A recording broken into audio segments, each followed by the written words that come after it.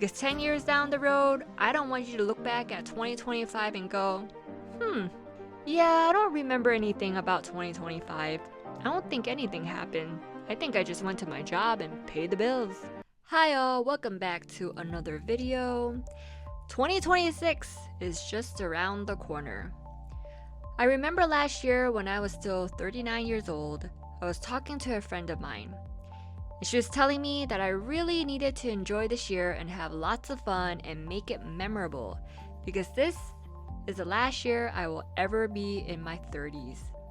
After this year, I will have to say sayonara to my 30s and welcome in the big 4-0. And when she said that to me, it hit me like a ton of bricks. I'm about to be a middle-aged lady in my 40s, and it caught me off guard because I don't really pay attention to my age. And in these last couple of years, I don't really pay attention to time or calendar days unless I'm catching a flight to go somewhere. So for me, time seems to have stopped. But at the same time, it seems to have flown by without me noticing. So when my friend said that to me, I started thinking about life. 39 was significant because I will not be in my 30s anymore. But in reality, every single year is significant because I will not be that age anymore. I will never be 18 again. I will never be 20 again. I will never be 35 again. When the year comes and goes, I will never be that age ever again. How significant is that? Which means that every year is significant, every year is important, and every year is precious.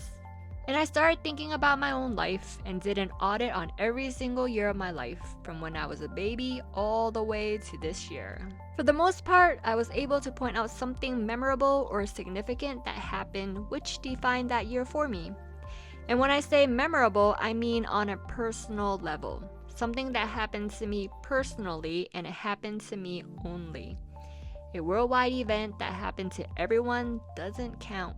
For instance, when I was 3, my paternal grandmother passed away, and I remember seeing her face one last time before she left this world. I also remember going to her funeral. I wasn't sad that she died. She died of cancer, and I felt she wasn't suffering and in pain anymore. I knew that my grandmother was okay. Wherever she was A-okay. When I was 5, I went to kindergarten. I loved kindergarten. I loved my kindergarten teacher, Miss Hansen. She was such a kind, beautiful person. And I remember using a personal computer in school where I learned how to count ice cream cones with dinosaurs. I was the most outspoken kid in kindergarten, which my friends right now would find that really hard to believe because I don't say much these days. There were quite a few years where I didn't remember anything that happened for that year, which is a pity because every year is significant, every year is important, and every year is precious. And so here we are on the cusp of 2025 and 2026. I've come to realize that it's really important to make each year memorable because that is the most valuable and precious thing that I have in life, my memories. That is the only thing that I can take with me when I leave this world. Doesn't matter if I have $1 trillion in my bank account, which I don't, I can't take that with me. All the books in the world, I can't take that with me. I can't even take my body with me. I have a feeling that one of these days when I'm about to unpack my life, unpack because I can't take anything with me, and head out of this world to my next destination, a montage of memories that I created will come flooding back to me. And in that moment, I can say to myself, you know, this life has been one long and tough journey.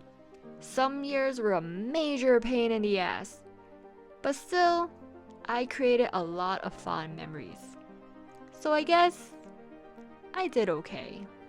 So I encourage you to also do a life audit. Think back to every single year of your life from when you were a baby all the way up to whatever age you are now and see if you have memories that define that particular year for you.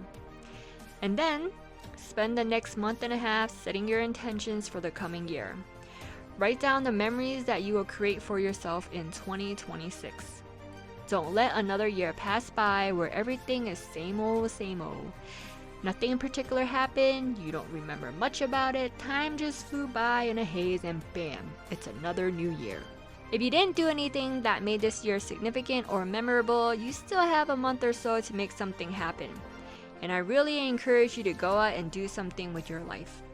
Because 10 years down the road, I don't want you to look back at 2025 and go, yeah, I don't remember anything about 2025. I don't think anything happened. I think I just went to my job and paid the bills. Don't just let life happen to you. Make things happen in your own life. Go out and create beautiful memories. And one of these days, when you're old and about to unpack for your next destination, you can look back at your life and all the memories you have and say to yourself, you know, I think I did okay. Until next time, matane.